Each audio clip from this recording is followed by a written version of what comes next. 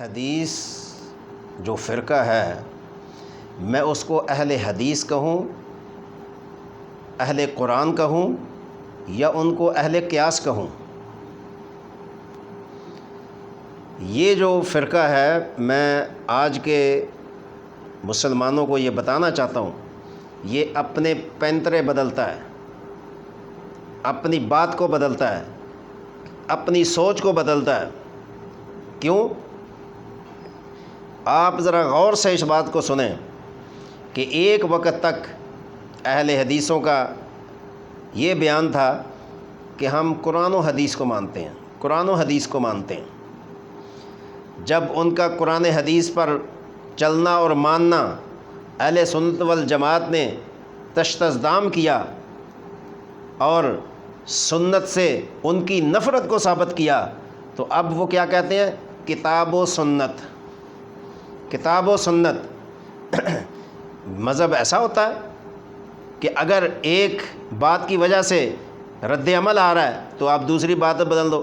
یہ اسلام ہے، کوئی سیاست نہیں ہے کہ سیاست میں سیاستدان بیان بازی کرتے ہیں، بیان بدلتے رہتے ہیں، ایک کامیاب نہیں ہوا دوسرا نہیں ہوا تیسرا نہیں ہوا چوتھا، بیان بازی کرتے ہیں۔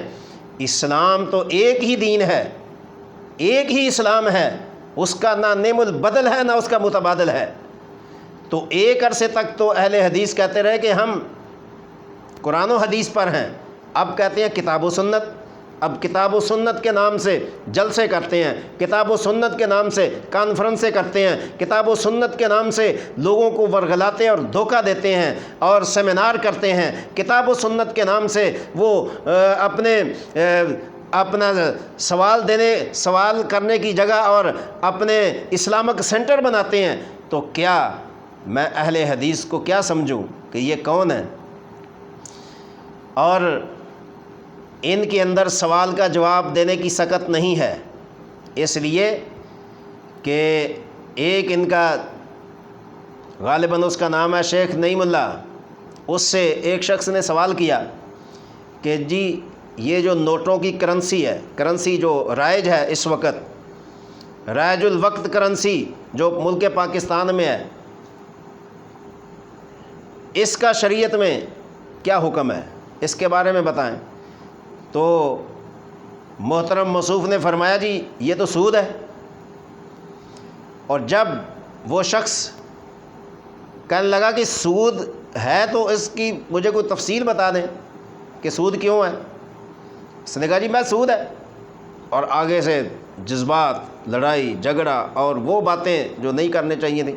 لیکن پوچھنے والے نے کہا کہ میں ان نوٹوں کے بارے میں فقہ سے اپنی ضرورت کو پورا کر رہا ہوں، لیکن آپ کے پاس اگر فقہ کے متبادل کوئی حل موجود ہے تو مجھے بتائیے، میں فقہ کو چھوڑ دوں گا، میں تقلید کو چھوڑ دوں گا، میں اہل حدیث اور غیر مقلد ہونے کے لیے تیار ہوں، لیکن مجھے آپ اس کا نعم البدل تو بتائیں۔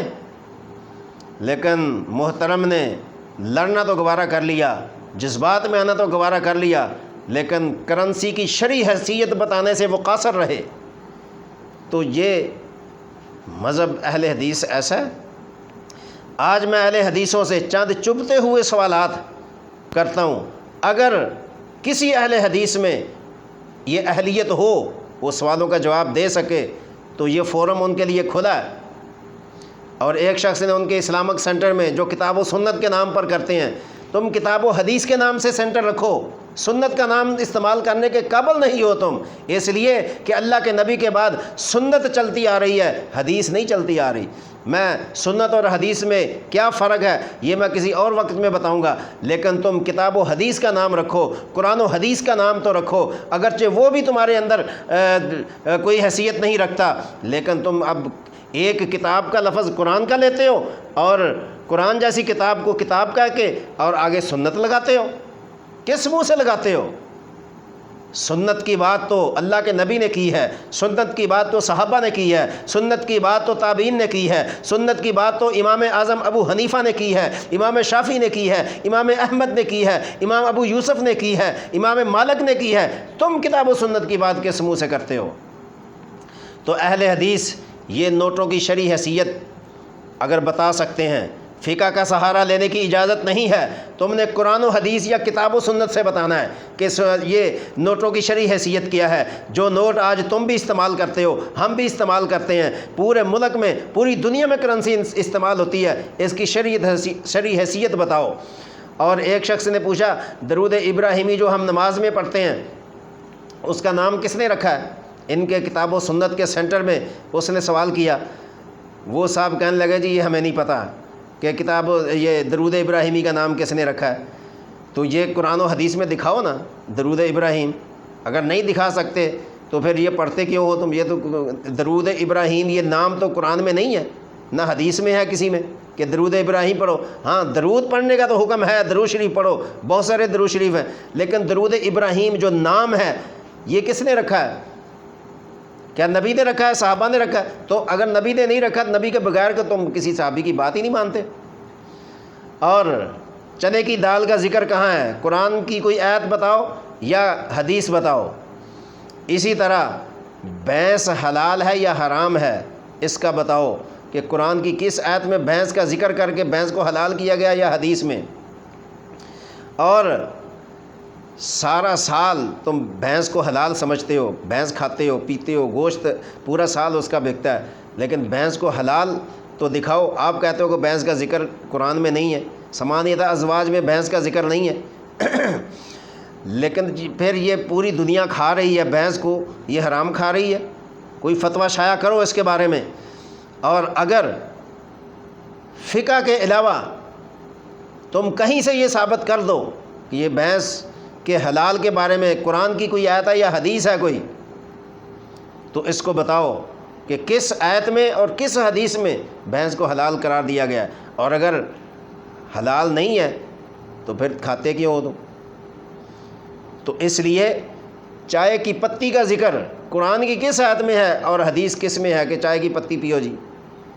تم تو کیونکہ قرآن و حدیث کے بغیر تو تم کسی چیز کو نہیں مانتے نا. میرے پاس سوالوں کا انبار ہے، لیکن یہ کہ یہ جو فرقہ ہے لوگوں کو اس نے یرغمال بنایا ہے، گمراہ کرنے کی کوشش کر رہے ہیں.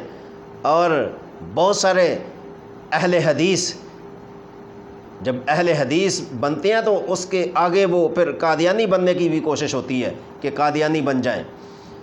تو سامعین ان سے ان سوالوں کے بارے میں ضرور پوچھنا کہ یہ سوالات آپ کی نظر میں کیا ہیں، اور فقہ کا سہارا لینے کی ضرورت نہیں ہے.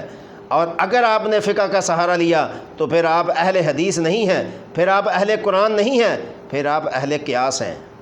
اور یہ بات ثابت ہو چکی ہے، تم اہل قیاس ہو، قیاس پر عمل کرتے ہو، اور بیشتر باتوں میں فقہ کا سہارا لے کر بھی امام ابو حنیفہ کو برا سمجھتے ہو. تم تو امام ابو حنیفہ کا احسان نہیں فراموش کر سکتے جس قدر سلطان المحدثین امام ابو حنیفہ رحمۃ اللہ علیہ نے جس قدر نبی علیہ السلام کی امت پر احسان کیا ہے. تم تو ایک بات کا جواب نہیں دے سکتے.